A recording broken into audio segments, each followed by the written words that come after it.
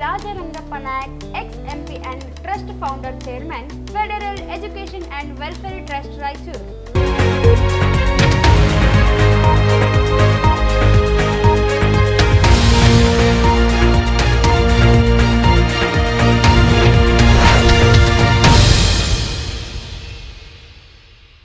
ನಮಸ್ಕಾರ ವೀಕ್ಷಕರೇ, ಕನ್ನಡ ಮಾತೃಭೂಮಿ ವಾರ್ತೆಗಳಿಗೆ ಸ್ವಾಗತ. ನಾನು ಸಂತೋಷಿ ಸರ್ಜೋಕರ್. ಮೊದಲಿಗೆ ಹೆಡ್ಲೈನ್ಸ್.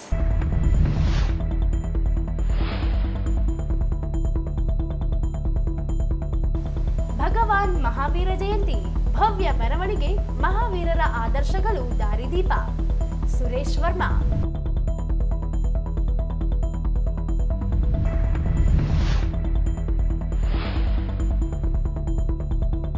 ಹೆಲ್ತ್ ಮೊಬೈಲ್ ವಾಹನಕ್ಕೆ ಚಾಲನೆ, ಆರೋಗ್ಯ ರಕ್ಷಣೆಗೆ ಒತ್ತು ನೀಡುವುದು ಅವಶ್ಯಕ.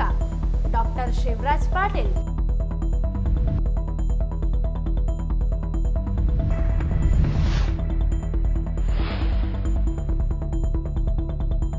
ಶ್ರೀ ದತ್ತಾತ್ರೇಯ ಕ್ಷೇತ್ರ ಕುರುವಾಪುರದಲ್ಲಿ ಏಪ್ರಿಲ್ 12ರಂದು ದಮನ ಹುಣ್ಣಿಮೆ ಅಂಗವಾಗಿ ವಿಶೇಷ ಪೂಜೆ, ಅನ್ನ ಸಂತರ್ಪಣೆ. ಹನುಮೇಶ್.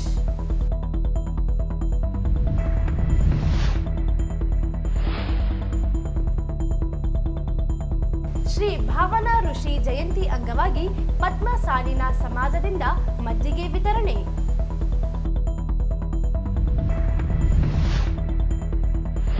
ವಾರ್ಡ್ 2ರ ಜನತಾ ಕಾಲೋನಿಯಲ್ಲಿ ಮನೆ ಮನೆಗೆ ಕಸಗಳ ಬಕೆಟ್ ವಿತರಣೆ. ಕಸ ವಿಲೇವಾರಿಗೆ ಸಾರ್ವಜನಿಕರ ಸಹಕಾರ ಅಗತ್ಯ. ಜಯಣ್ಣ. ವಾರ್ತೆಗಳ ವಿವರ. ಮನುಕುಲದ ಒಳಿತಿಗಾಗಿ ಭಗವಾನ್ ಮಹಾವೀರರು ನೀಡಿದ ಮಾರ್ಗದರ್ಶನ ಸಮಾಜದ ಅಭಿವೃದ್ಧಿಗೆ ದಾರಿದೀಪವಾಗಿದೆ ಎಂದು ತಹಶೀಲ್ದಾರ್ ಸುರೇಶ್ ವರ್ಮಾ ಹೇಳಿದರು. ಅವರಿಂದು ನಗರದ ಪಂಡಿತ ಸಿದ್ದರಾಮ ಜಂಬಲದಿನ್ನಿ ರಂಗಮಂದಿರದಲ್ಲಿ ಜಿಲ್ಲಾಡಳಿತ, ಜಿಲ್ಲಾ ಪಂಚಾಯತ್, ಮಹಾನಗರ ಪಾಲಿಕೆ ಹಾಗೂ ಕನ್ನಡ ಮತ್ತು ಸಂಸ್ಕೃತಿ ಇಲಾಖೆಯಿಂದ ಹಮ್ಮಿಕೊಂಡಿದ್ದ ಭಗವಾನ್ ಶ್ರೀ ಮಹಾವೀರ ಜಯಂತಿ ಕಾರ್ಯಕ್ರಮವನ್ನು ಉದ್ಘಾಟಿಸಿ ಮಾತನಾಡಿದರು. ಭಗವಾನ್ ಮಹಾವೀರರ ಜೀವನ ಸಂದೇಶಗಳು ಹಾಗೂ ಆದರ್ಶಗಳನ್ನು ಪ್ರತಿಯೊಬ್ಬರೂ ಮೈಗೂಡಿಸಿಕೊಳ್ಳುವುದು ಅತ್ಯಂತ ಮುಖ್ಯವಾಗಿದ್ದು, ಸಮಾಜದಲ್ಲಿ ಬದುಕುವ ಸತ್ಯ ದರ್ಶನ ಕೊಟ್ಟವರಲ್ಲಿ ಭಗವಾನ್ ಮಹಾವೀರರ ಕೊಡುಗೆ ಅಪಾರವಾಗಿದೆ ಎಂದರು. ಅವರು ನೀಡಿದ ತತ್ವಾದರ್ಶಗಳನ್ನು ಪ್ರತಿಯೊಬ್ಬರು ಜೀವನದಲ್ಲಿ ಅಳವಡಿಸಿಕೊಳ್ಳುವುದಲ್ಲದೆ ಸಮಾಜದ ಇತರರಿಗೆ ತಿಳಿಸಲು ಮುಂದಾಗಬೇಕು. ಮನುಕುಲದ ಒಳಿತಿಗಾಗಿ ಮಹಾವೀರರ ಮಾರ್ಗದರ್ಶನ ದಾರಿದೀಪವಾಗಿದೆ ಎಂದರು. ಇದಲ್ಲದೆ ಕನ್ನಡಕ್ಕೆ, ಕನ್ನಡ ಸಾಹಿತ್ಯ ಹಾಗೂ ವಾಸ್ತುಶಿಲ್ಪಕ್ಕೆ ಜೈನ ಸಮುದಾಯದ ಜನರ ಕೊಡುಗೆ ಅತ್ಯಂತ ಪ್ರಮುಖವಾಗಿದೆ. ಜೈನ ಸಾಹಿತ್ಯ ಅತ್ಯಂತ ಉತ್ಕೃಷ್ಟ ಸಾಹಿತ್ಯವಾಗಿದ್ದು, ಕರ್ನಾಟಕದಲ್ಲಿ ಜೈನ ಸಂಸ್ಕೃತಿಯನ್ನು ಪ್ರತಿಬಿಂಬಿಸುವ ಅದೆಷ್ಟೋ ಕಲೆಗಳಿವೆ. ಭಗವಾನ್ ಮಹಾವೀರರ ವೈಚಾರಿಕ ವಿಚಾರವನ್ನು ಜೀವನದಲ್ಲಿ ಬೆಳೆಸಿಕೊಳ್ಳಬೇಕು ಎಂದು ತಿಳಿಸಿದರು.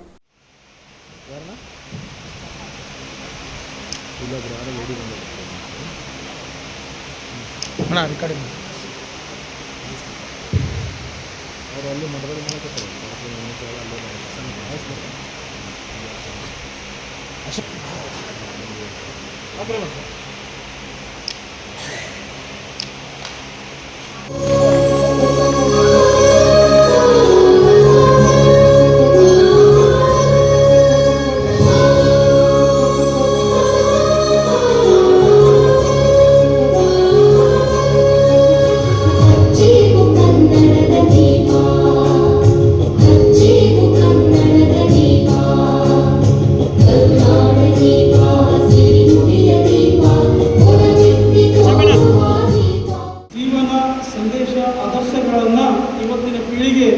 ಮೈಗೂಡಿಸಿಕೊಳ್ಳೋದು ತುಂಬ ಅವಶ್ಯಕತೆ ಇದೆ. ಯಾಕಂದರೆ ಈ ಜಗತ್ತಿಗೆ ಮಾನವ ಧರ್ಮದ ಮಾನವೀಯತೆ ಗುಣಗಳನ್ನು, ಜೀವನ ಮೌಲ್ಯಗಳನ್ನು ಜನ ಬದುಕಬೇಕನ್ನುವಂಥದ್ದು, ಅಹಿಂಸೆ, ಪ್ರಾಮಾಣಿಕತೆ, ಸತ್ಯದ ಬಗ್ಗೆ ದರ್ಶನ ಕೊಟ್ಟಿದ್ದು ಭಗವಾನ್ ಮಹಾವೀರರು ಈ ಜಗತ್ತಿಗೆ ಒಂದು ಅತ್ಯಂತ ದೊಡ್ಡ ಕೊಡುಗೆ. ಅಂಥ ಮಹಾನ್ ಪುರುಷರ ವಿಚಾರಧಾರೆಗಳನ್ನು ನಾವೆಲ್ಲರೂ ಮನನ ಮಾಡಿಕೊಳ್ಬೇಕು. ಮುಂಬರುವಂಥ ಪೀಳಿಗೆಗೂ ಕೂಡ ಅವು ಸಾದರಪಡಿಸಬೇಕು. ಜೊತೆಗೆ ನಮ್ಮ ಜೀವನದಲ್ಲಿ ಅಳವಡಿಸಬೇಕು.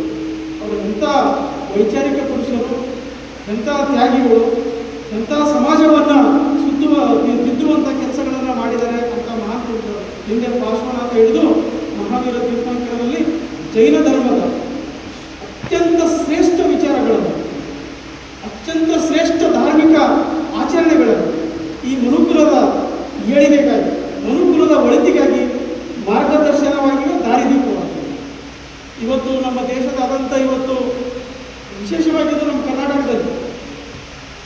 ಗೊತ್ತಿರ್ಬೋದು, ಈ ಕನ್ನಡ ಸಾಹಿತ್ಯ ಚರಿತ್ರೆ ಅಥವಾ ಕನ್ನಡಕ್ಕೆ ಜೈನರ ಕೊಡುಗೆ ಅತ್ಯಂತ ಪ್ರಾಮುಖ್ಯತೆ ಇದೆ. ಕೇವಲ ಕನ್ನಡ ಸಾಹಿತ್ಯಕ್ಕಲ್ಲ, ಕನ್ನಡದ ಕಲೆ, ವಾಸ್ತುಶಿಲ್ಪ, ಸಂಸ್ಕೃತಿಗೆ, ಕನ್ನಡ ನಾಡನ್ನು ಸಮೃದ್ಧಿಯಾಗಿ ಬೆಳೆಯಲಿಕ್ಕೆ ಜೈನರ ಕೊಡುಗೆ ತುಂಬ ಇದೆ.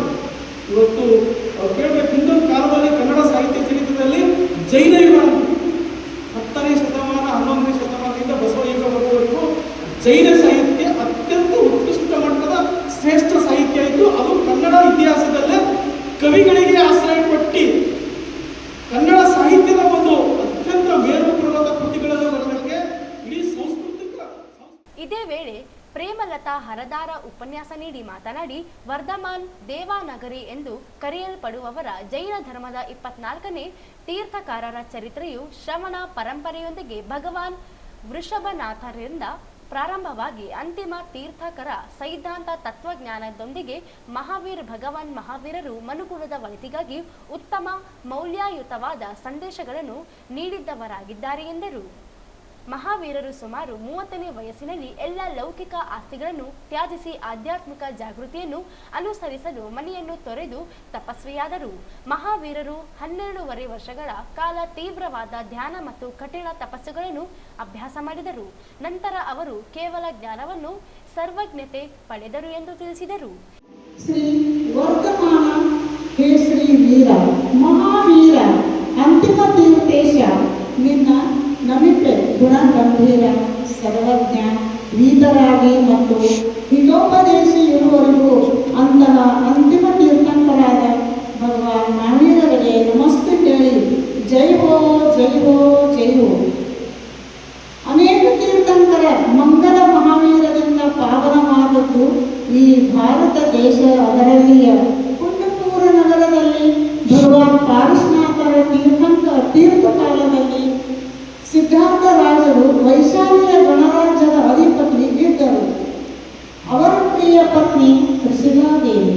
ತ್ರಿಶಿಲಾದೇವಿ ಭಾರತ ಕ್ಷೇತ್ರದಲ್ಲಿಯ ಅದ್ವಿತೀಯ ಸ್ತ್ರೀ ಇದ್ದಳು. ಅನಾದಿ ಕಾಲದಿಂದ ಭವಸಮುದ್ರದಲ್ಲಿ ಅನೇಕ ಸ್ಥಳಗಳಲ್ಲಿ ಜನ್ಮ ಮರಣ ಮಾಡಿ ಭಗವಾನ್ ಮಹಾವೀರರ ಜೀವವು ತ್ರಿಶಿಲಾದೇವಿಯ ಉದರದಲ್ಲಿ ಅವತರಿತವಾಗುವುದಿತ್ತು. ಮಹಾರಾಜರ ಸಿದ್ಧಾರ್ಥ ಪ್ರಾರಂಗಣದಲ್ಲಿ ಪ್ರತಿದಿನ 3 ಸಲ 3.5 ಕೋಟಿ ರತ್ನಗಳ ವರ್ಷ ಆಗುವುದಿತ್ತು. ವರ್ಷ ಅಂದರೆ ಮಳೆ. ಈ ಸಂದರ್ಭದಲ್ಲಿ ಮಹಾನಗರ ಪಾಲಿಕೆ ಅಧ್ಯಕ್ಷೆ ನರಸಮ್ಮ ನರಸಿಂಹಲು ಮಾಡಗಿರಿ, ಜೈನ ಸಮಾಜದ ಅಶೋಕ್ ಕುಮಾರ್ ಜೈನ್, ವಿಜಯರಾಜ ಮೋಹತ, ಕನ್ನಡ ಮತ್ತು ಸಂಸ್ಕೃತಿ ಇಲಾಖೆಯ ಸಿಬ್ಬಂದಿ ಇಸ್ಮಾಯಿಲ್, ವಿನೋದ್ ಕುಮಾರ್, ದಂಡಪ್ಪ ಬೀರಾದರ್, ಸುಧಾಕರ್ ಅಸ್ಕಿಹಾರ್ ಸೇರಿದಂತೆ ಇತರರು ಇದ್ದರು. ಈ ಮುಂಚೆ ನಗರದ ಮಹಾವೀರ್ ವೃತ್ತದಿಂದ ಮೆರವಣಿಗೆ ನಡೆಸಲಾಯಿತು. ಜೈನ ಸಮುದಾಯ ಜನರು ಭಗವಾನ್ ಮಹಾವೀರ ಸಂದೇಶಗಳನ್ನು ಸಾರುತ್ತಾ ಮೆರವಣಿಗೆಯಲ್ಲಿ ಭಾಗಿಯಾದರು.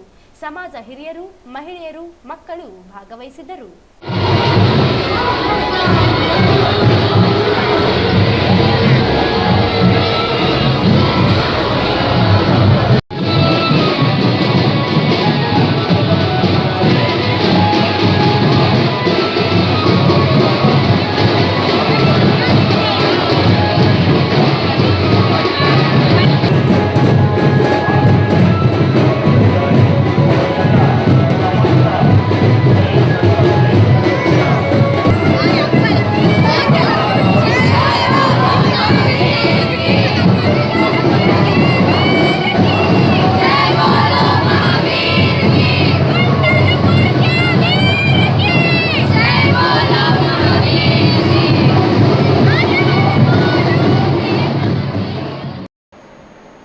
ಕ್ಷೇತ್ರಕ್ಕೆ ಸಲ್ಲಿಸುವ ಸೇವೆ ಹೃದಯಕ್ಕೆ ಹತ್ತಿರವಾಗುವ ಸೇವೆಯಾಗಿದ್ದು, ದಕ್ಷಿಣ ಭಾರತದ ರಾಯಚೂರಿಗೂ ಆಂಬ್ಯುಲೆನ್ಸ್ ಸೇವೆ ಒದಗಿಸಲು ಮುಂದೆ ಬಂದಿರುವ ವಿಸ್ತಾರ ಸೇವಾ ಸಂಪರ್ಕ ಟ್ರಸ್ಟ್ ಕಾರ್ಯ ಮಾದರಿಯಾಗಿದೆ ಎಂದು ಶಾಸಕ ಡಾಕ್ಟರ್ ಶಿವರಾಜ್ ಪಾಟೀಲ್ ಹೇಳಿದರು. ಅವರಿಂದು ಡಾಕ್ಟರ್ ನಾಗರಾಜ ಬಾಲ್ಕಿ ಆಸ್ಪತ್ರೆಯ ಸಹಯೋಗದಲ್ಲಿ ಹೊಸ ಮೊಬೈಲ್ ಹೆಲ್ತ್ ವಾಹನ ಉದ್ಘಾಟಿಸಿ ಮಾತನಾಡಿದರು. ಆಂಬ್ಯುಲೆನ್ಸ್ ವಾಹನ ನಿರ್ವಹಣೆಗೆ ವರ್ಷಕ್ಕೆ 1 ಕೋಟಿ ರೂಪಾಯಿ ವೆಚ್ಚವಾಗುತ್ತದೆ. ಚಾಲಕ, ಇಂಧನ ಸೇರಿದಂತೆ ಇತರೆ ವೆಚ್ಚಗಳ ನಿರ್ವಹಣೆ ಸ್ವಯಂ ಸೇವಾ ಸಂಸ್ಥೆಗಳು ಮುಂದೆ ಬಂದು ಬಡ ಜನರಿಗೆ ಆರೋಗ್ಯ ಸೇವೆ ಒದಗಿಸಲು ಮುಂದಾಗಿರುವುದು ಮಾದರಿ ಕಾರ್ಯವಾಗಿದೆ. ಡಾಕ್ಟರ್ ನಾಗರಾಜ ಬಾಲ್ಕಿ ಅವರು ಸಮಾಜ ಸೇವಾ ಉದ್ದೇಶದಿಂದ ಹಲವು ಸಂಘಟನೆಗಳೊಂದಿಗೆ ಕೈಜೋಡಿಸಿದ್ದಾರೆ. ಸಾರ್ವಜನಿಕರು ಇತಿಮಿತಿಗಳಲ್ಲಿ ಲಭ್ಯವಾಗುವ ವಾಹನ ಸೇವೆ ಪಡೆಯಬೇಕು, ಬೇಕಾಗುವ ಅಗತ್ಯ ನೆರವು ನೀಡಲು ಸಿದ್ಧವಿರುವುದಾಗಿ ಹೇಳಿದರು. ಕೊಡುವಂತ ಕೆಲಸವನ್ನಾದರೂ ಈ ಒಂದು ಹಾಗೂ ಎಲ್ಲ ಸರ್ಕಾರದಲ್ಲಿ ಬಂದಿರತಕ್ಕಂತ ಎಲ್ಲರಿಗೂ ಧನ್ಯವಾದಗಳು. ಈಗ ಅಲ್ಲಿ ವಿಸ್ತಾರ್ ಕಂಪನಿಯ ಬಿಸ್ನೆಸ್ ಹೆಡ್ ಆಗಿರುವಂತ ನವೀನ್ MS ಅವರು ಇವರುಗಳ ಸಂಯುಕ್ತ ಆಶ್ರಯದಲ್ಲಿ ಈ ಒಂದು ಉಚಿತ ವೈದ್ಯಕೀಯ ವಾಹನ ರಾಯಚೂರಿನ ಹಳ್ಳಿಗಳ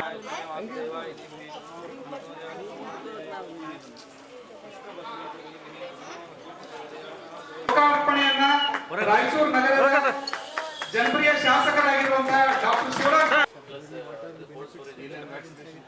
ವ್ಯಾಕ್ಸಿನೇಷನ್ ಎಲ್ಲ ಇದೆ, ಎಲ್ಲ ಟೈಅಪ್ DHO ಆಫೀಸ್ ಜೊತೆ ಮುಂದೆ ಏನಾದ್ರು ಬೇಕಂದ್ರೆ ಕೂಡ ಅವರಿಗೆ ಯೂಸ್ ಆಗ್ಲಂತ DHO ಆಫೀಸಿಗೆ ಪ್ಲಸ್ ಎಕ್ಸ್ರೇ ವ್ಯೂ ಇದೆ.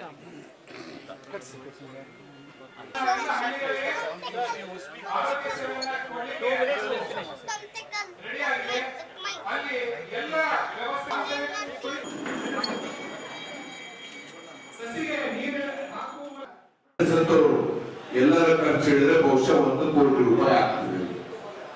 ಈಗಾಗಲೇ ಹಿರಿಯರಿಗೆ 38 ಲಕ್ಷ ರೂಪಾಯಿ ಆಂಬ್ಯುಲೆನ್ಸ್ ಆಗಿದೆ ಅಂತ ಹೇಳಿ ಪ್ರತಿ ತಿಂಗಳು ಇದನ್ನ ನಡೆಸಲಿಕ್ಕೆ 1 ಲಕ್ಷ ಇದ್ರೆ ಆಗದೇ ಇಲ್ಲ. ಆಂಬ್ಯುಲೆನ್ಸ್ 30,000 ರೂಪಾಯಿ ಡ್ರೈವರ್ ಖರ್ಚು ಬೇಕಾಗ್ತದ, ಒಂದು 50,000 ರೂಪಾಯಿ ಡೀಸೆಲ್ ಖರ್ಚು ಬೇಕಾಗ್ತದ, ಮತ್ತು ಅದರಲ್ಲಿ ಒಂದು ಸ್ಟಾಫ್ ಮೇಂಟೈನ್ ಆಗಬೇಕು, ಒಂದು 20,000 ಮಿನಿಮಮ್ ಆಗಿ ಬೇಕಾಗ್ತದೆ. ಇದು ಬಹುಶಃ ನಾವು 5 ವರ್ಷ ಒಂದು ಗಾಡಿಯ ವಯಸ್ಸು ಹಿಡಿದ್ರೆ ಅದೊಂದು 50 ಲಕ್ಷ ಆಗ್ತದ. ಇವೆಲ್ಲವೂ ಸೇರಿದಾಗ ಬಹುಶಃ 1 ಕೋಟಿ ರೂಪಾಯಿ ಅಂದಾಜಿನಲ್ಲಿ ಇವತ್ತು ರಾಯಚೂರಿನ ಜನರಿಗೆ ನಮ್ಮ ಸೇವಾ ಸಮರ್ಪಕ ಟ್ರಸ್ಟ್ ಮತ್ತು ವಿಸ್ತಾರ ಸಂಸ್ಥೆ ಮತ್ತು ನಾಗರಾಜ್ ಬಾಲ್ಕಿ ಅವರು 3 ಕಡೆಯಿಂದಲೂ ನಮ್ಮ ಬಡ ಜನರಿಗೆ ಉಪಯೋಗವಾಗುವಂತ ಕೆಲಸ ಬಹುಶಃ ಇದು ಹೃದಯಕ್ಕೆ ಬಹಳ ಹತ್ತಿರವಾದಂತ ಕೆಲಸ ಅಂತ ಹೇಳಿ ನಾನು ಭಾವಿಸ್ತೇನೆ. ಯಾಕಂದ್ರೆ ಆರೋಗ್ಯ ಕಾಪಾಡೋದು ಬಹಳ ಮುಖ್ಯ. ಇವತ್ತು ಆರೋಗ್ಯ ಇದ್ರೆ ಯಾವತ್ತಾದ್ರೂ ದೇವರು ನಮ್ಗೆ ಏನಾದ್ರೂ ಕೊಡ್ಲಿಕ್ಕೆ ಸಾಧ್ಯ. ಆರೋಗ್ಯನೇ ಇರಲಿಲ್ಲ ಅಂದ್ರೆ ಏನ್ ಕೊಟ್ಟರು ಅದನ್ನ ಅನುಭವಿಸಲಿಕ್ಕೆ ಸಾಧ್ಯ ಇಲ್ಲ. ಇವತ್ತು ಈ ಆಂಬುಲೆನ್ಸ್ ಸೇವೆ ಬಹುಶಃ ಮತ್ತೆ ನಾವೆಲ್ಲ ಬೆಂಗಳೂರಿಗೆ ನಾಗರಾಜ್ ಅವ್ರನ್ನ ಕಳಿಸ್ರಿ ಆಂಬುಲೆನ್ಸ್ ಅನ್ನ ಕಳ್ಸಕ್ ಆಗಲ್ಲ. ನಾವು ಅದ್ರ ಒಂದು ಲಿಮಿಟೇಷನ್ ತಿಳ್ಕೋಬೇಕು. ಯಾಕಂದ್ರೆ ಇವತ್ತು ನಾಗರಾಜ್ ಅವ್ರ ಆಂಬುಲೆನ್ಸ್ ನಡೆಸ್ತಾರೆ, ನಮ್ಮನೇಲಿ ಯಾಕಾದ್ರು ಏನಾದ್ರು ತೊಂದರೆ ಇದ್ರೆ ನಾಗರಾಜ್ ಅವ್ರ ಆಂಬುಲೆನ್ಸ್ ಕಳಿಸ್ರಿ ಅಂತ ಹೇಳಿ ನಾವು ಹೇಳಲಿಕ್ಕೆ ಆಗಲ್ಲ. ಇದಕ್ಕೆ ತನ್ನದೇ ಆದಂತ ಇತಿಮಿತಿ ಇರ್ತದೆ ಈ ಆಂಬುಲೆನ್ಸ್. ಇವರು ವ್ಯಾಕ್ಸಿನೇಷನ್ ಲಸಿಕೆ ಹಾಕುವಂತ ಕಾರ್ಯಕ್ರಮ ಮತ್ತು ಹೆಲ್ತ್ ಕ್ಯಾಂಪ್, ನಮ್ಮ ಆರೋಗ್ಯ ಶಿಬಿರಗಳು ಮಾಡಲಿಕ್ಕೆ ಮಾತ್ರ ಇದನ್ನು ಉಪಯೋಗ ಮಾಡಬೇಕು. ನಾವು ಯಾವ್ದು ನಮ್ಮ ಮನೆಯಲ್ಲಿ ಯಾರು ಆರಾಮಿಲ್ಲ, ನಾವು ಇನ್ನೊಂದು ಆಸ್ಪತ್ರೆಯಿಂದ ಕರ್ನೂಲ್ಗೋ ಬೆಂಗಳೂರಿಗೆ ಹೈದರಾಬಾದ್ಗೋ ಶಿಫ್ಟ್ ಮಾಡ್ತೀವಿ, ನಾವು ಆಂಬುಲೆನ್ಸ್ ಕಳಿಸ್ರಿ ಅಂತ ಹೇಳಿದ್ದು ಕೇಳಿದಾಗ ಅವರು ಕಳಿಸ್ಲಿಲ್ಲ ಅಂದ್ರೆ ನಮ್ಮ ಮನಸ್ಸಿಗೆ ದುಃಖ ಆಗಬಾರದು. ಇದು ಸಾರ್ವಜನಿಕರ ಸೇವೆಗೆ ನಮ್ಮ ಏರಿಯಾದಲ್ಲಿ ಮಾತ್ರ ಇದು ಉಪಯೋಗ ಮಾಡುವಂತ ಕೆಲಸ. ಇದು ಬಹುಶಃ ದಕ್ಷಿಣ ಭಾರತದಲ್ಲಿ ನಮ್ಮ ಸಾಹೇಬ್ ಹೇಳ್ತಾರೆ 12 ಆಂಬುಲೆನ್ಸ್ಗಳು ಕೊಟ್ಟಿದ್ದಾರೆ, ಅದರಲ್ಲಿ ರಾಯಚೂರಿಗೆ ಒಂದು ಅತಿಥಿಯಾಗಿ ಮಾತನಾಡಿದ ಮಾಜಿ ಸಂಸದ ಬಿ ನಾಯಕ್ ಮಾತನಾಡಿ, ಆರೋಗ್ಯ ಕ್ಷೇತ್ರದಲ್ಲಿ ಅನೇಕ ಸಂಘ ಸಂಸ್ಥೆಗಳು ಸೇವೆ ನೀಡುತ್ತಿವೆ. ಆದರೂ ಬಡವರಿಗೆ ಅಗತ್ಯ ತುರ್ತು ಸೇವೆ ಒದಗಿಸಲು ಡಾಕ್ಟರ್ ನಾಗರಾಜ ಬಾಲ್ಕಿ ನೇತೃತ್ವದಲ್ಲಿ ಸೇವಾ ಸಂಪರ್ಕ ಟ್ರಸ್ಟ್ ಮುಂದಾಗಿರುವುದು ಶ್ಲಾಘನೀಯ ಕಾರ್ಯವಾಗಿದೆ.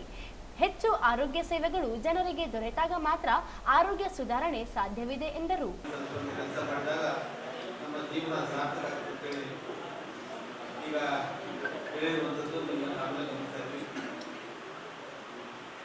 ಇವತ್ತು ಲಾಭಾಂಶದಲ್ಲಿ ಬಹಳಷ್ಟು ಕಾರ್ಪೊರೇಟ್ ಸಂಸ್ಥೆಗಳು ಈ ಸೇವೆ ಮಾಡಲಿಕ್ಕೆ, ಸಾಮಾಜಿಕ ಸೇವೆ ಮಾಡಲಿಕ್ಕೆ, ವಿಶೇಷವಾಗಿ ಸಾಮಾಜಿಕ ವಲಯದಲ್ಲಿ ಆರೋಗ್ಯ ಕ್ಷೇತ್ರದಲ್ಲಿ ಅಂತ ಗಣನೀಯವಾದ ಸುಧಾರಣೆ ಸರ್ಕಾರ ಆಗಿಲ್ಲ.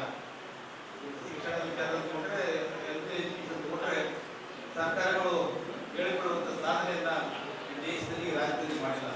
ಅದಕ್ಕಾಗಿ ಸಾಮಾಜಿಕ ಸೇವೆ ಸಂಸ್ಥೆಗಳು ಮುಂದೆ ಬಂದಾಗ ಇವತ್ತು ಆರೋಗ್ಯ ಗುಣಮಟ್ಟ ಮತ್ತು ಶಿಕ್ಷಣ ಗುಣಮಟ್ಟ ಸುಧಾರಣೆ ಸಾಧ್ಯ ಆಗ್ತದೆ. ಆದರೆ ವ್ಯವಹಾರಿಕವಾಗಿ ಆಗಿರುವಂತಹ ಈಗಿನ ಪ್ರೊಫೆಷನ್ ಅಂದ್ರೆ ಈಗ ಡಾಕ್ಟರ್ ಇರ್ಬೋದು ಮತ್ತು ನಮ್ಮ ಶಿಕ್ಷಣ ಸಂಸ್ಥೆಗಳಾಗಿದ್ರೆ ವ್ಯಾಪಾರಕ್ಕಾಗಿ ಸಂಸ್ಥೆಗಳು ನಡೆಸ್ತಾರೆ. ಆದರೆ ನಮ್ಮ ಡಾಕ್ಟರ್ ಬಾಲ್ಕಿಯವರು ಸಮಾಜ ಸೇವೆಗೋಸ್ಕರ ಮುಂದೆ ಬಂದು ಇವತ್ತು ಇದಕ್ಕೆ ಬೆಂಬಲಿಸಿ ಇವತ್ತು ಕೆಲಸ ಮಾಡುವಂತ ಕೆಲಸವನ್ನು ಮಾಡಿದ್ದಾರೆ. ಮತ್ತು ಅವರೆಲ್ಲರ ಏನು ಸಂಯೋಜನೆ ಇದೆ, ನಮ್ಮ ವಿಸ್ತಾರ ಮ್ಯಾನೇಜರ್ ನಮ್ಮ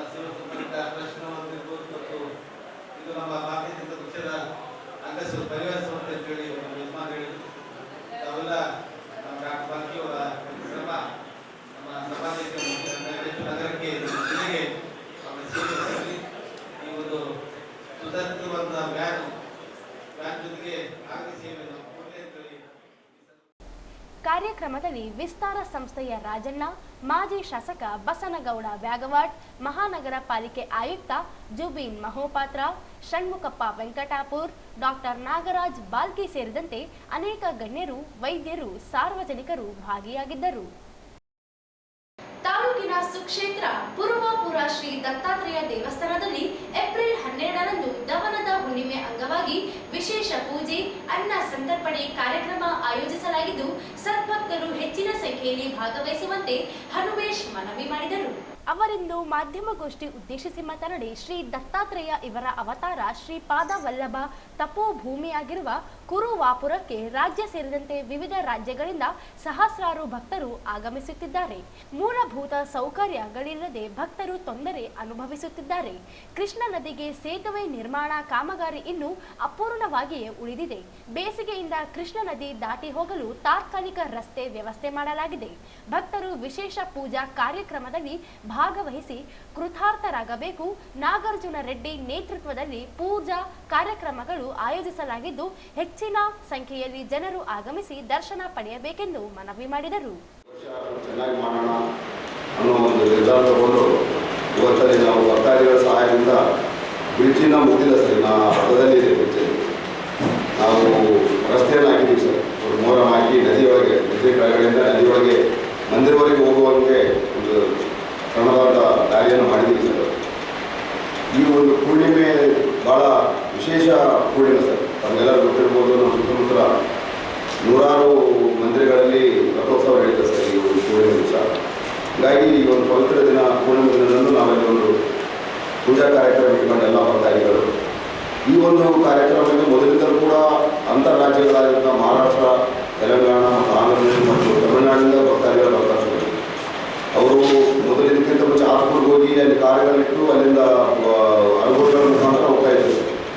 ಈ ಸಲ ನದಿ ನೀರು ಕಡಿಮೆ ಆಗಿದ್ದರಿಂದ ನಾವು ನೋಡ್ಕೊಂಡು ಬಂದು ದಾರಿ ವ್ಯವಸ್ಥೆ ಮಾಡಿದ್ದೇವೆ.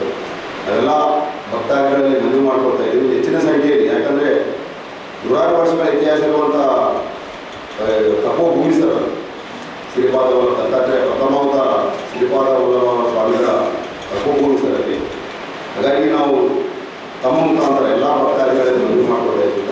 ಎಲ್ಲರೂ ಬಂದು ಸ್ವಾಮಿಗಳ ದರ್ಶನ ಮಾಡಿಕೊಂಡು ಆ ಒಂದು ಕ್ಷೇತ್ರವನ್ನು ವೀಕ್ಷಣೆ ಮಾಡಬೇಕಂತೇಳಿ ನಾವು ಎಲ್ಲ ಭಕ್ತಾದಿಗಳ ಪರವಾಗಿ ಎಲ್ಲರ ಹತ್ರ ಮನವಿ ಮಾಡ್ಕೊಳ್ತಾ ಇದ್ದೀವಿ. ಪೂಜಾ ಕಾರ್ಯಕ್ರಮ ಸರ್ ನಾವು ಮುಂದಿನ ದಿನಗಳಲ್ಲಿ ಮಾಡಬೇಕಂತಿದ್ದೀವಿ. ಅಲ್ಲಿ ಅವ್ರ ಜೊತೆಗೆ ಚರ್ಚೆ ಮಾಡಿ ಅಲ್ಲೇನು ಮಠದ ಮುಖ್ಯ ಉದ್ದೇಶ ಏನಿಲ್ಲ ಸರ್, ಚೆನ್ನಾಗಿ ನಾವು ಈ ಸಂದರ್ಭದಲ್ಲಿ ಅಮನ್ ಉಪಸ್ಥಿತರಿದ್ದರು. ಈಗ ಜಾಹೀರಾತು. ರಾಷ್ಟ್ರ ಸಂವಿಧಾನಕ್ಕೆ ನೀನೆ ಶಿಲ್ಪಿಯು ದಾರಿದೀಪವು ನೀನೆ ಕಲಿಸಿಕೊಟ್ಟೆ ಸಮಾನತೆಯನು ಏಕತೆಯನು. ರಾಷ್ಟ್ರ ಸಂವಿಧಾನಕ್ಕೆ ನೀನೆ ಶಿಲ್ಪಿಯು ನೀನೆ ಕಲಿಸಿಕೊಟ್ಟೆ ಸಮಾನತೆಯನು. ನಿನ್ನ ಲೇಖನಿಯ ಬರಹ ದೇಶ ಖರ್ಚನೆ ಒಂದು ಮಾತು ಕೂಡ ಭೀಮ ಗರ್ಜನೆ. ನಾಯಕ ನೀನು ಭೀಮರ, ಮಹಾನಾಯಕ ನೀನು ಭೀಮರ. ಸಂವಿಧಾನ ಶಿಲ್ಪಿ ಭಾರತ ರತ್ನ ಡಾಕ್ಟರ್ ಬಿ.ಆರ್. ಅಂಬೇಡ್ಕರ್ ಅವರ 134ನೇ ಜಯಂತ್ಯೋತ್ಸವದ ಬೃಹತ್ ಮೆರವಣಿಗೆ ದಿನಾಂಕ 14/4/2025 ಸಂಜೆ 4 ಗಂಟೆಗೆ. ಸ್ಥಳ ಡಾಕ್ಟರ್ ಬಿ.ಆರ್. ಅಂಬೇಡ್ಕರ್ ಸಮುದಾಯ ಭವನ, ಮಂಗಳವಾರ ಪೇಟೆ, ರಾಯಚೂರು. Doctor B R. ಅಂಬೇಡ್ಕರ್ ನವ ಯುವಕ ಸಂಘ, ಮಂಗಳವಾರ ಪೇಟೆ, ರಾಯಚೂರು. ಸರ್ವರಿಗೂ ನಿಮ್ಮ ಸ್ವಾಗತ. ಆಟೋ ಮತ್ತು ಬಸ್ಗಳಿಗೆ ಕಾದು ಸುಸ್ತಾಗಿದ್ದೀರಾ? ದುಬಾರಿ ದರದಲ್ಲಿ ಪ್ರಯಾಣ ಬೆಳೆಸುತ್ತಿದ್ದೀರಾ? ಸಮಯಕ್ಕೆ ಸರಿಯಾಗಿ ಕೆಲಸಕ್ಕೆ ಹೋಗಲು ಆಗುತ್ತಿಲ್ಲವೇ? ಯೋಚಿಸಬೇಡಿ. ಮಹಾನಗರ ಪಾಲಿಕೆಯಲ್ಲಿ ಯಾವ ರೀತಿಯಾಗಿ ಆನ್ಲೈನ್ ಅಥವಾ ಮೊಬೈಲ್ ಮೂಲಕ ಆಟೋ ಮತ್ತು ಕ್ಯಾಬ್ಗಳನ್ನು ಬುಕ್ ಮಾಡುತ್ತಾರೋ ಅದೇ ರೀತಿಯಾಗಿ ಈಗ ನಿಮ್ಮ ರಾಯಚೂರು ಮಹಾನಗರ ಪಾಲಿಕೆಯಲ್ಲಿಯೂ ಸಹ ಆಟೋ ಮತ್ತು ಕ್ಯಾಬ್ಗಳನ್ನು ಬುಕ್ ಮಾಡಿಕೊಳ್ಳಬಹುದು. ಹೇಗಂತೀರಾ? ನಿಮ್ಮ ಮೊಬೈಲ್ನಲ್ಲಿ ಡೌನ್ಲೋಡ್ ಮಾಡಿಕೊಳ್ಳಿ 369cab.com. ಕಡಿಮೆ ದರ ಮತ್ತು ಆರಾಮದಾಯಕ ಪ್ರಯಾಣಕ್ಕೆ ಹಿಂದೆ ಡೌನ್ಲೋಡ್ ಮಾಡಿಕೊಳ್ಳಿ 369cab.com. ಹೆಚ್ಚಿನ ಮಾಹಿತಿಗಾಗಿ ಸಂಪರ್ಕಿಸಿ 9886975566. ಸ್ಥಳ Anusha complex, first floor, Navodaya medical college, Raichur. ಪ್ರವೇಶಾತಿಗಳು ಪ್ರಾರಂಭ. ಆನ್ಲೈನ್ ಪ್ರವೇಶಕ್ಕಾಗಿ ಈ ಕೋಡ್ ಸ್ಕ್ಯಾನ್ ಮಾಡಿ. ನಮ್ಮ ಶಾಲೆಯ ಮೂಲಭೂತ ಸೌಕರ್ಯಗಳು: ಶಾಲಾ ಆವರಣವು ಹಸಿರು ಮತ್ತು ಆರೋಗ್ಯಕರ ವಾತಾವರಣದೊಂದಿಗೆ 9 ಎಕರೆ ಭೂಮಿಯನ್ನು ಹೊಂದಿದೆ. ಶಾಲಾ ಕಟ್ಟಡವು 56,000 ಚದರ ಅಡಿ ವಿಸ್ತೀರ್ಣವನ್ನು ಹೊಂದಿದೆ ಮತ್ತು ಪ್ರತಿ ತರಗತಿ ಕೊಠಡಿ ಗಾತ್ರ 26x27 ಅಡಿ. ಶಾಲೆಯು ಅಂತಾರಾಷ್ಟ್ರೀಯ ಮಾನದಂಡಗಳೊಂದಿಗೆ ಮೂಲ ಸೌಕರ್ಯವನ್ನು ಹೊಂದಿದೆ.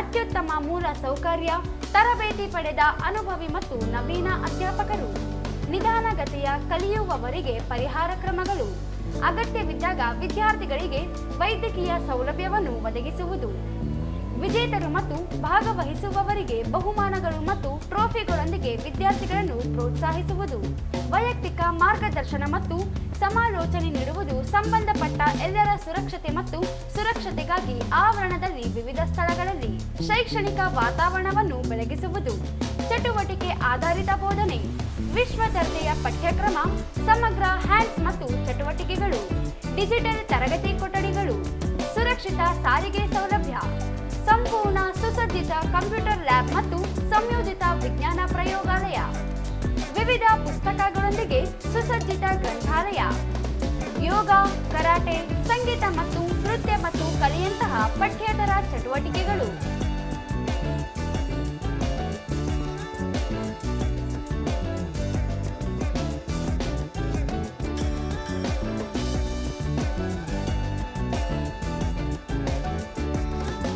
ಫೆಡರಲ್ ಪಬ್ಲಿಕ್ ಸ್ಕೂಲ್ ಸಿಬಿಎಸ್ಗೆ ಸಂಯೋಜಿತವಾಗಿದೆ.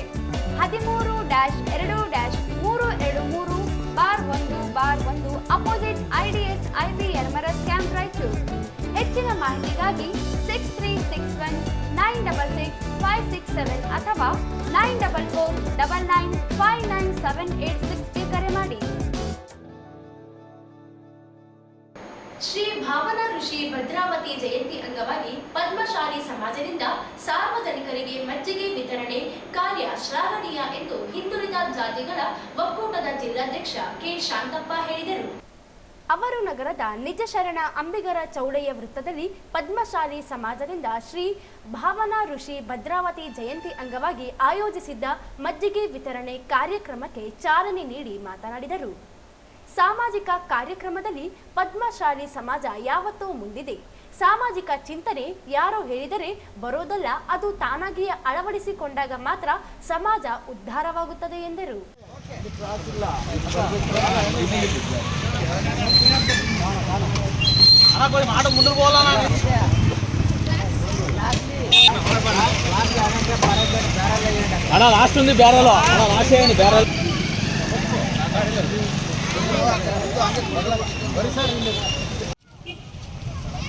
ಪದ್ಮಶಾಲೆ ಸಮಾಜ ವತಿಯಿಂದ ಮತ್ತು ಅದರ ಒಳಬರುವಂಥ ಸಮುದಾಯಗಳ ವತಿಯಿಂದ ಹಮ್ಮಿಕೊಂಡಿರುವಂಥ ಅನೇಕ ಈ ಒಂದು ಬೇಸಿಗೆ ಸಮಯದಲ್ಲಿ ಎಲ್ಲರಿಗೆ ಮಜ್ಜಿಗೆ ಕುಡಿಸುವಂಥ ಒಂದು ಯೋಜನೆ ಇಟ್ಟುಕೊಂಡು ಇವತ್ತೇನು ಉದ್ಘಾಟನೆ ಮಾಡಿದ್ದಾರೆ ಅದು ಪದ್ಮಶಾಲೆ ಅದಕ್ಕೆ ನಾನು ಮೊದಲಿಗೆ ಅವರ ಅಭಿನಂದನೆ ಸಲ್ಲಿಸ್ತಾ ಇದ್ದೇನೆ. ಪದ್ಮಶಾಲೆ ಸಮಾಜ ಅನೇಕ ಸಮಾಜಮುಖಿ ಕೆಲಸಗಳು ಕಾರ್ಯಗಳು ಮಾಡ್ತಾಯಿದ್ದು ಇಡೀ ಸಮಾಜದಲ್ಲಿ ಎಲ್ಲರಿಗಿಂತ ಅತ್ಯಂತ ಹೆಚ್ಚಿನ ಮಟ್ಟದಲ್ಲಿ ಆಸಕ್ತಿ ವಹಿಸಿ ಸಮಾಜಮುಖಿ ಕಾರ್ಯಕ್ರಮಗಳು ಮಾಡ್ತಾ ಇದ್ದಾರೆ. ಅನೇಕ ಜಯಂತಿಗಳು ಇರ್ಬೋದು, ಧಾರ್ಮಿಕ ಕಾರ್ಯಕ್ರಮ, ಸಾಂಸ್ಕೃತಿಕ ಕಾರ್ಯಕ್ರಮ, ಅನೇಕ ಕಾರ್ಯಕ್ರಮಗಳಲ್ಲಿ ಭಾಗವಹಿಸ್ತಾ ಇದ್ದು ಭಾಳ ಸಂತೋಷ ಅನಿಸ್ತದೆ. ಇವತ್ತು ಎಲ್ಲರೂ ಸೇರಿ ಸಾರ್ವಜನಿಕರಿಗೆ ಮಜ್ಜಿಗೆ ಕೊಡುವಂಥ ಒಂದು ಕಾರ್ಯಕ್ರಮ ಸಮಾಜದ ವತಿಯಿಂದ ಅದಕ್ಕಾಗಿ ನಾನು ಇಡೀ ಸಮಾಜದ ಎಲ್ಲ ಹಿರಿಯರನ್ನು, ಯುವಕರನ್ನು, ಮಹಿಳೆಯರನ್ನು ಎಲ್ಲರನ್ನೂ ಕೂಡ ನಾನು ಅಭಿನಂದನೆ ಸಲ್ಲಿಸಿ ನಾನು ಹೇಳಕ್ಕೆ. ಕಾರ್ಯಕ್ರಮದಲ್ಲಿ ಪದ್ಮಶಾಲಿ ಸಮಾಜದ ಅಧ್ಯಕ್ಷ ಪೆನ್ನುಗೊಂಡ್ಲ ಗೋವಿಂದರಾಜು, ಸಮಾಜದ ಉಪಾಧ್ಯಕ್ಷ ವೆಂಕಟೇಶ್, ಕಾರ್ಯದರ್ಶಿ ಗದ್ದೆ ಸೂರ್ಯನಾರಾಯಣ, ಸಮಾಜದ ಹಿರಿಯರಾದ ಭಂಡಾರಿ ಮಲ್ಲಿಕಾರ್ಜುನ, ಪುಲಿಪಾಟಿ ನಾಗೇಶ್, ಕಾಂಚಾಣಂ ಬಸವರಾಜ, ಸುಂದರ ರಾಜು, ಕೊಡಗಟ್ಟಿ ಬೂದೆಪ್ಪ, ಯುವಕ ಸಂಘದ ಅಧ್ಯಕ್ಷರಾದ ಚಿನ್ನಿ ಮುನಿಚಂದ್ರ, ಕಾರ್ಯದರ್ಶಿ ಕರ್ರಿ ಪ್ರಭು, ಸಿರವೇರಿ ನಾಗರಾಜ್, ಕೊಡಗಂಟಿ ನಿಜಗುಣ ತಿರುಮಲೇಶ, ಯುವ ಮುಖಂಡ ಕರ್ರಿ ನಾರಾಯಣ, ಮೆಡಿಕಲ್ ನರಸಿಂಹ ಹಾಗೂ ಮಹಿಳಾ ಅಧ್ಯಕ್ಷೆ ಜೊನ್ನ ಗಾಯತ್ರಮ್ಮ, ಮಹಿಳಾ ಕಾರ್ಯದರ್ಶಿ ಹೊನ್ನಾಲ ವನಜ, ಮಹಿಳಾ ಮುಖಂಡರಾದ ಪೆನುಗೊಂಡ್ಲ ರತ್ನ, ಗದ್ದೆ ರಾಧಮ್ಮ, ಕಾಂಚಾಣಂ ಪಾರ್ವತಮ್ಮ, ಸರಳಮ್ಮ ಹಾಗೂ ಇನ್ನಿತರ ಸಮಾಜದ ಮುಖಂಡರು ಭಾಗವಹಿಸಿದ್ದರು. ಮಹಾನಗರ ಪಾಲಿಕೆಯಿಂದ ನಗರದ ವಾರ್ಡ್ ನಂಬರ್ 2ರ ಜನತಾ ಕಾಲೋನಿಯಲ್ಲಿ ಕಸ ವಿಂಗಡಣೆ ಮಾಡಿ ಬಂಡಿಗೆ ಕಸ ಕೊಡಲಿಕ್ಕೆ ಹಸಿರು ನೀಲಿ ಬಣ್ಣದ ಬಕೆಟ್ಗಳನ್ನು ಮನೆಗಳಿಗೆ ವಿತರಣೆ ಮಾಡಲಾಯಿತು. ಮಹಾನಗರ ಪಾಲಿಕೆ ಸದಸ್ಯ ಜಯಣ್ಣ ಅವರು ಬಕೆಟ್ ವಿತರಿಸಿ ಮಾತನಾಡಿ, ನಗರದ ಸ್ವಚ್ಛತೆಯನ್ನು ಕಾಪಾಡಲು ಪ್ರತಿ ಮನೆಗಳಿಗೆ ಕಸ ಸಂಗ್ರಹಿಸುವ ಬಕೆಟ್ಗಳನ್ನು ನೀಡಲಾಗುತ್ತಿದೆ. ಸಾರ್ವಜನಿಕರು ಒಣ ಕಸ ಮತ್ತು ಹಸಿ ಕಸವನ್ನು ಬೇರ್ಪಡಿಸಿ ನೀಡಬೇಕೆಂದರು. ಸ್ವಚ್ಛತೆ ಕಾಪಾಡುವುದರಿಂದ ಉತ್ತಮ ಆರೋಗ್ಯ ಕಾಪಾಡಲು ಸಾಧ್ಯವಾಗಲಿದೆ. ಮಹಾನಗರ ಪಾಲಿಕೆ ಜೊತೆ ಸಾರ್ವಜನಿಕರು ಕೈ ಜೋಡಿಸಬೇಕೆಂದರು. ಇದನ್ನ ಬಡ್ಡಿ ಬಂದರೆ ಬಡ್ಡಿಗೆ ಕೊಡಬೇಕು, ಆಟೋ ಟಿಪ್ಪರ್ ಬಂದರೆ ಆಟೋ ಟಿಪ್ಪರ್ ಕೊಡಬೇಕು. ಕಾರಣಾಂತರಗಳಿಂದ ಯಾವತ್ತಾದರೂ ಒಂದು ದಿವಸ ಬಡ್ಡಿಯವನು ಬರಲಿಲ್ಲ ಅಥವಾ ಆಟೋ ಟಿಪ್ಪರ್ ಅವನು ಬಂದಿಲ್ಲ, ಸಂಡೆ ಅಂಥ ಸಮಯದಲ್ಲಿ, ರಜಾ ಅಂಥ ಸಮಯದಲ್ಲಿದ್ದರೆ ಅದನ್ನು ಮತ್ತೆ ಒಯ್ದು ಎಲ್ಲ ಕಡೆ ಹಾಕ್ಬಾರ್ದು, ಶೇಖರಣೆ ಮಾಡಿ ಇಟ್ಕೊಳ್ಬೇಕು. ಒಟ್ಟಾರೆ ಮಹಾನಗರ ಪಾಲಿಕೆ ಪ್ರಯತ್ನ ಮಾಡಿರುವಂಥದ್ದು ನಿಮ್ಮ ಬಡಾವಣೆಯನ್ನು ಸ್ವಚ್ಛವಾಗಿರುತ್ತೆ. ಜನತಾ ಕಾಲೋನಿ ನಮ್ಮ ಬಡಾವಣೆ ಸ್ವತಃ ಇದ್ದರೆ ರೋಗ ರುಜಿನಗಳು ಬರೋದಿಲ್ಲ ಅಂಥೇಳಿ ಒಂದು ಆಶಯದೊಂದಿಗೆ ಇವತ್ತು ಮಹಾನಗರ ಪಾಲಿಕೆ ಪ್ರಯತ್ನ ಮಾಡಿದೆ. ವಾರ್ಡಿನ ತುಂಬ 2,000 ಈ ಸಂದರ್ಭದಲ್ಲಿ ಜನತಾ ಕಾಲೋನಿಯ ನಿವಾಸಿಗಳು ಹಾಗೂ ಮುಖಂಡರು, ಮಹಾನಗರ ಪಾಲಿಕೆ ಸಿಬ್ಬಂದಿಯವರು ಭಾಗವಹಿಸಿದ್ದರು. ಕೊನೆಯಲ್ಲಿ ಮತ್ತೊಮ್ಮೆ ಹೆಡ್ಲೈನ್ಸ್.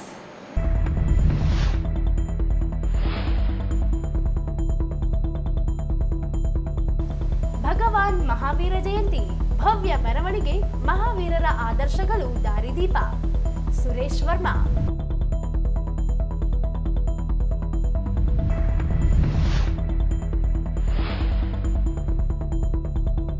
ಹೆಲ್ತ್ ಮೊಬೈಲ್ ವಾಹನಕ್ಕೆ ಚಾಲನೆ, ಆರೋಗ್ಯ ರಕ್ಷಣೆಗೆ ಒತ್ತು ನೀಡುವುದು ಅವಶ್ಯಕ. ಡಾಕ್ಟರ್ ಶಿವರಾಜ್ ಪಾಟೀಲ್.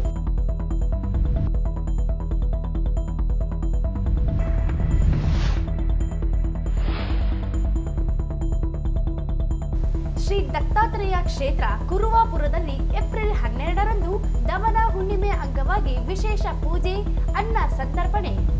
ಹನುಮೇಶ್.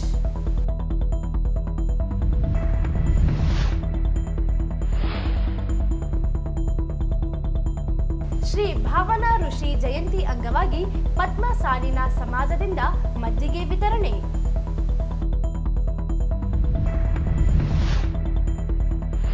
ವಾರ್ಡ್ 2ರ ಜನತಾ ಕಾಲೋನಿಯಲ್ಲಿ ಮನೆ ಮನೆಗೆ ಕಸಗಳ ಬಕೆಟ್ ವಿತರಣೆ.